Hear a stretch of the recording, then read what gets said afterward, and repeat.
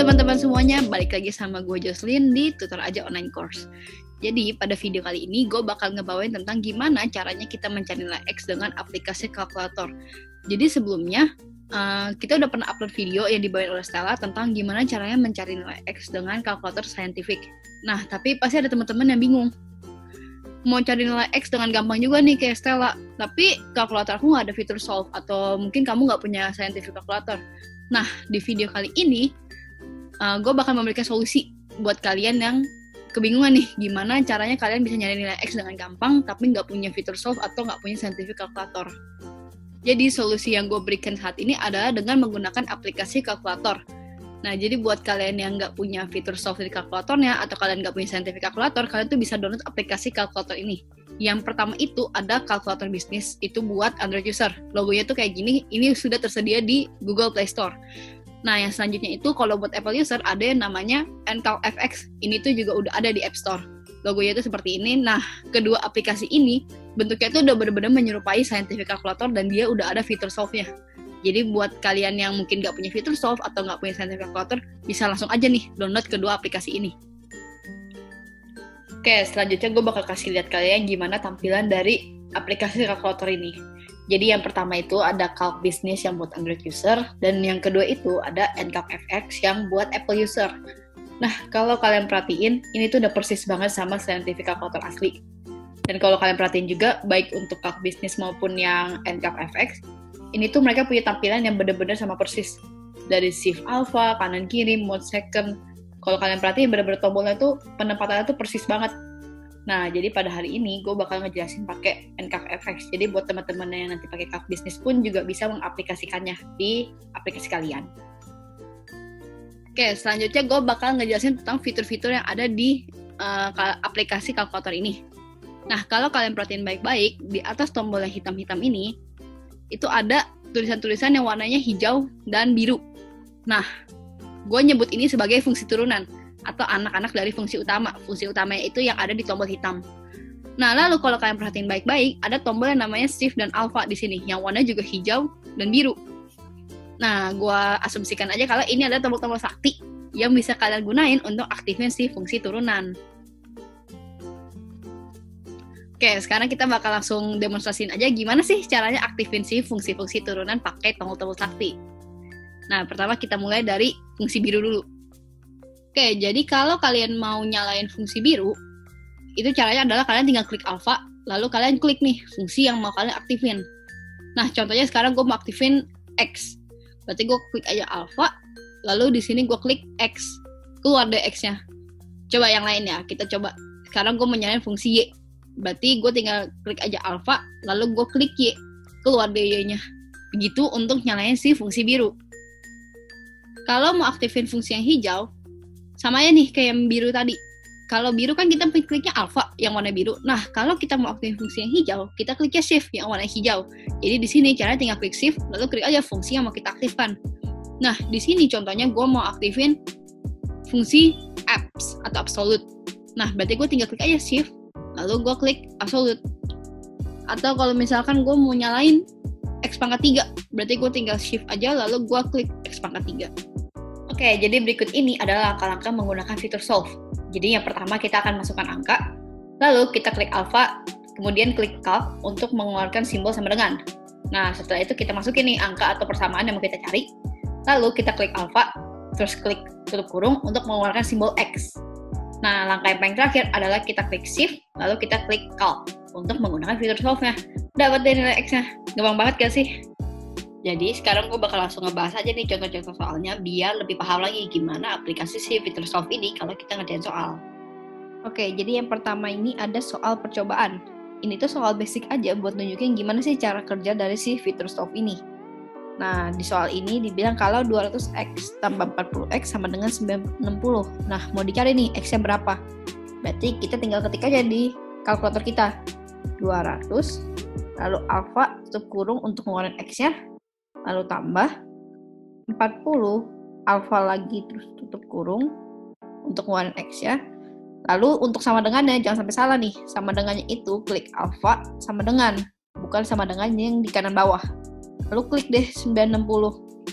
Kalau udah ditulis semua, kita tinggal shift, lalu solve. Keluar dari jawabannya. Kelihatan kan tuh kalau X-nya sama dengan 4. Nah, untuk soal-soal selanjutnya, gue bakal ngebahas soal-soal manajemen keuangan. Oke, jadi soal pertama ini dibilang kalau Nael mau mengambil project yang membutuhkan initial investment sebesar $600.000. Nah, project ini akan mendapatkan NPV sebesar 29.629,6 dengan annual total cash flow itu bisa dilihat di tabel. Jadi year pertama itu dapat 200.000, year kedua dapat 250.000, dan year ketiga dapat 500.000. Determine its required rate of return. Nah, jadi di sini gue udah rangkum informasi-informasi apa aja yang dibutuhin buat ngerjain soal ini. Di sini juga gue udah taruh rumus-rumusnya, yaitu rumus NPV. Kita tinggal masukin aja nih angkanya ke kalkulator kita. Jadi yang pertama itu ada NPV-nya 29.629,6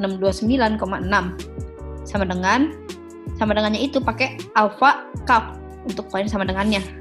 Nah, terus kita pencet mode yang A per B biar dia bentuknya jadi pecahan. Terus kita masukin aja nih cash flow tahun pertama 200.000 per 1 plus, nah R-nya ini bakal kita misalin pakai X karena yang kita cari ini adalah R-nya 1 plus alpha tutup kurung X.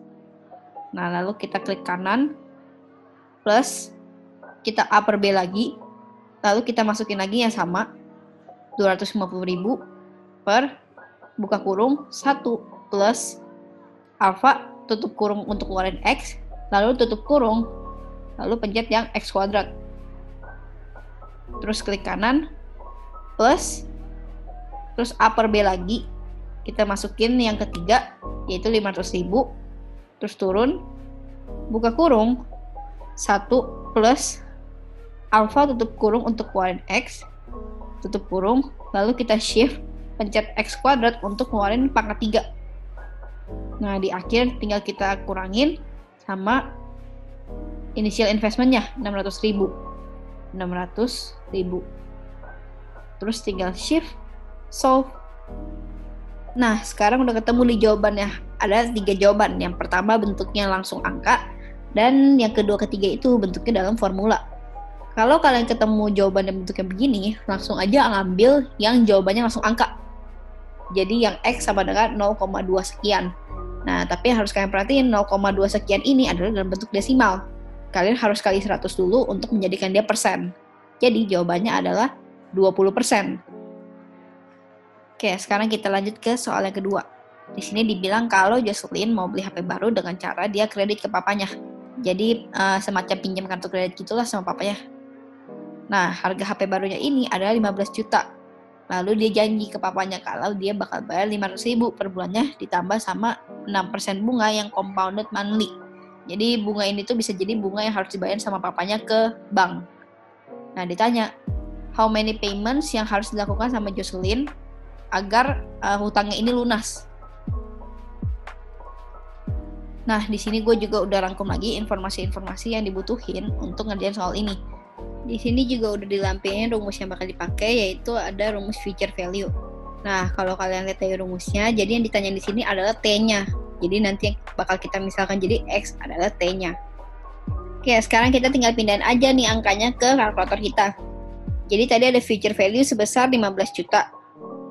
Lalu kita klik alpha sama dengan, habis itu kita masukin C-nya 500.000. 500.0000.